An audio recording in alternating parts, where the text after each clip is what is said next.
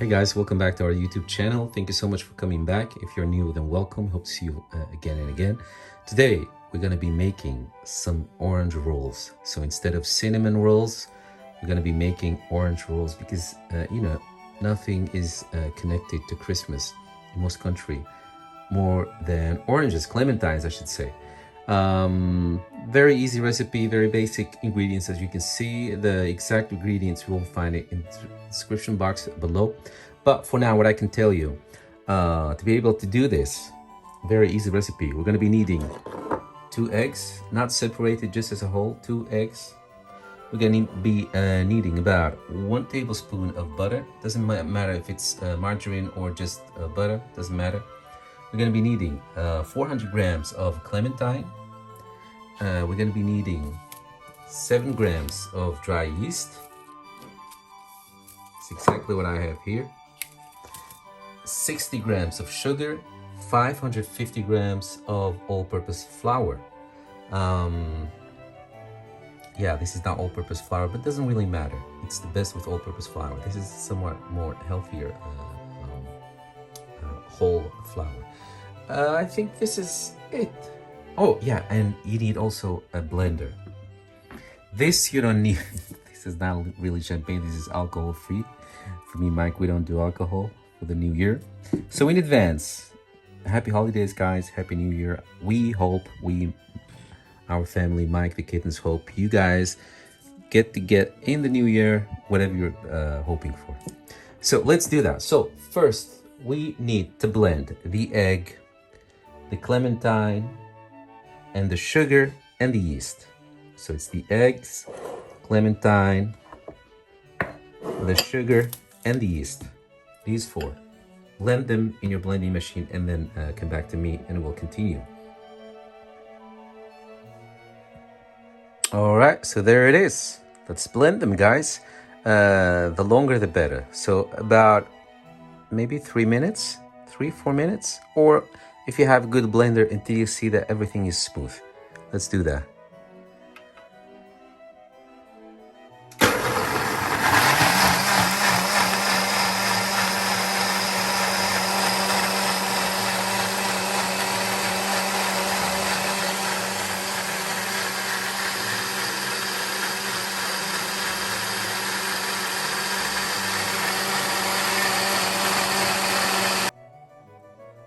All right, there it is. Like I said, we have a very good blender. It's the KitchenAid. So we don't need to do it too long. It's really good. You have all these different options. No, we're not sponsored, but it really works. It really works. Me and Mike are doing the smoothie thing. We switched to smoothies instead of heavy lunches. So first we did the blend option and it was really smooth smoothie. But then Mike had the idea to leave something of the nuts and the fruits that we do in the smoothie, just, to have something to chew on. So we're now doing the cut up option and it really works. It really works. There is a difference. So it does work. Sometimes you do make things that actually work. So just to give it a little bit more aroma, I threw vanilla sugar in there. If you don't have that, because we understood that it's not available in every country, just try a little bit of the vanilla essence, just a tiny bit, a couple of drops. That also depends on what brand you buy, because usually if it's a good brand, a couple of drops are really enough to give you the aroma you're looking for. So first we're gonna sift this into a bigger bowl and then we're gonna start mixing in the flour. So don't mix the flour in there, don't do it. The rest of the recipe will be done manually by hand. So we're gonna be using our hand and a spatula or whatever you want to use to mix with. So there it is. Now gently with the spoon help the rest of the juice to escape through the sieve like that until you're all done. So what's left in the sift you throw away, and we're going to be working with what's through the sift. So the juice, the premium juice right there. Okay, so let's do this.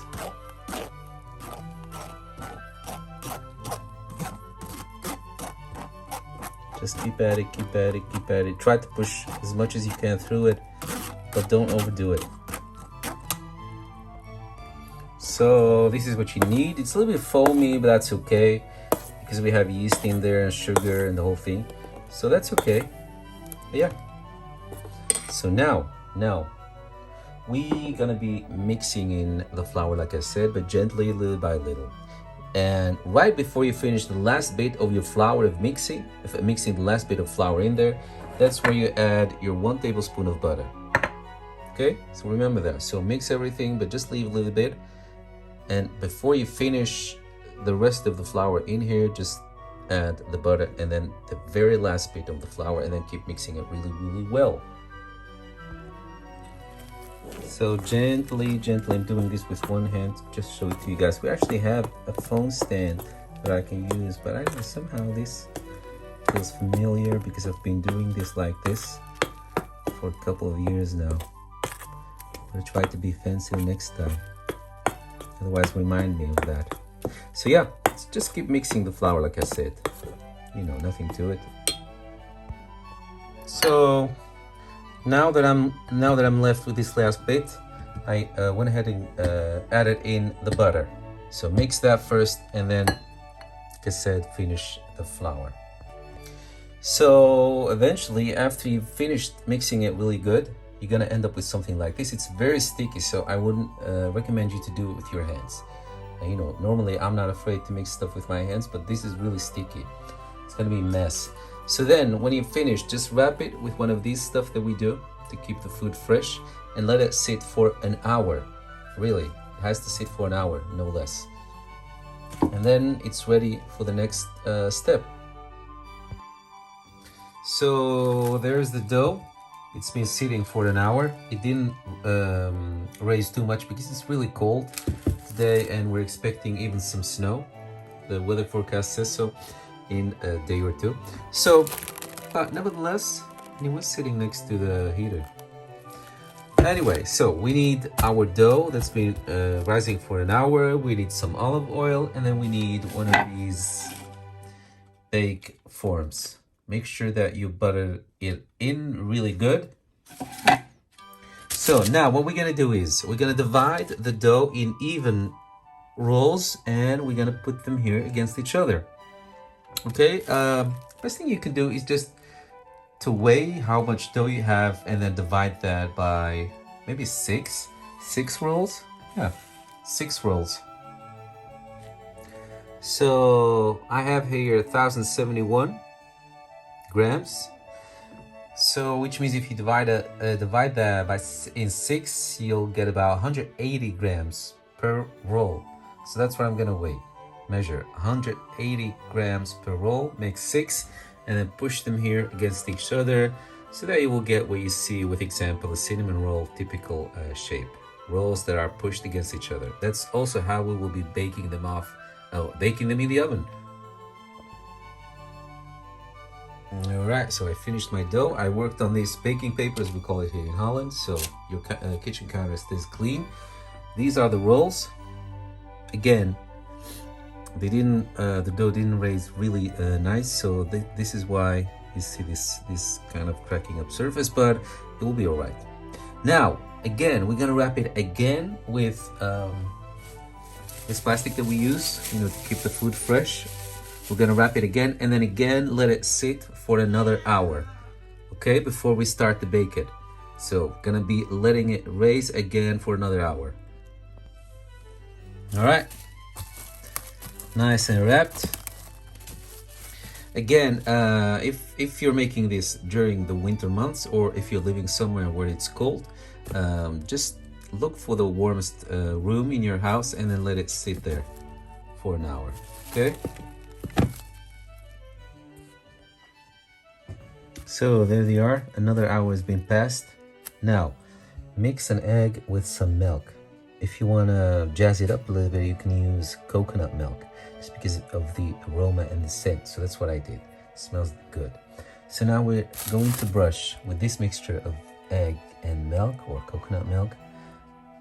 We're going to brush the whole surface of this bread. Okay, so I'm going to take this off and then brush the whole surface.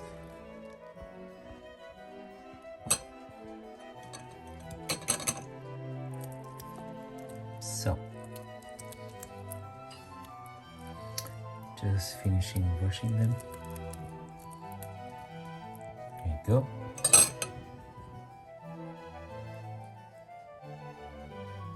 So now this will go into a preheated oven for 40 minutes on 180 degrees.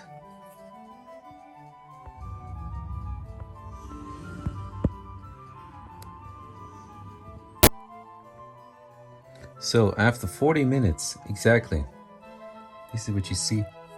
The bread is done. Can you guys see that? Let it cool off a little bit, and then we're gonna take it out of the baking form.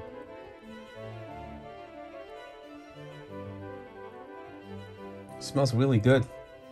So look at that. The rolls, I just flipped it. The rolls just separate from each other just like that. It's really, really moist. Looks like something that you can use, you know, to go with your dinner, whatever you have. You can actually use this as part of your Thanksgiving dinner or Christmas dinner, or as part of the breakfast, especially if you have guests and you want to surprise them with something different. Just do this. It smells really nice. Let me taste some.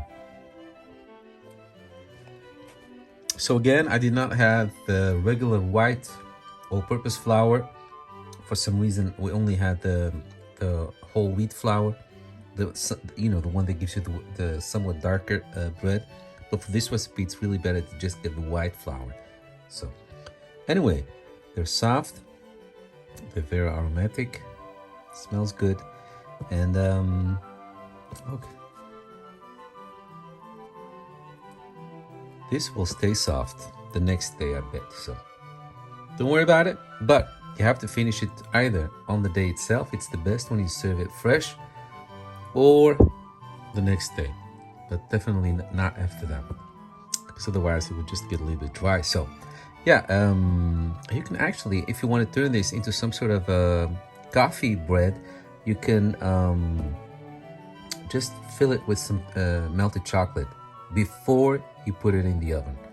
Just use a piping bag and then make a hole in the rolls and just fill them with a little bit of chocolate. Okay, so I'm gonna wrap these in, and I'm gonna try to have them tomorrow for breakfast. Anyway, that was it, you guys. Thank you so much for watching. I hope I gave you an idea, if anything, at least a recipe for how to make bread, because we're now living in crazy times.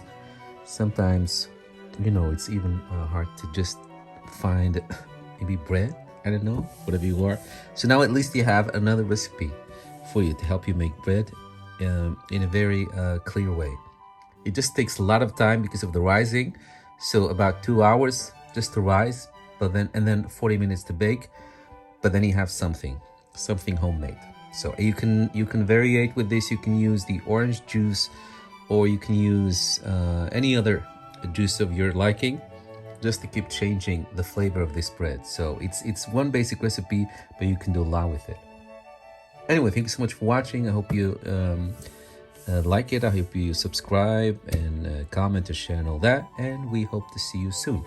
For now, happy holidays from all of us. And just to stay with the theming today, we're burning these candles. They smell so good. It's very important to get really, really flavorful clementines for this bread. Otherwise, it's just going to be, weak flavor. So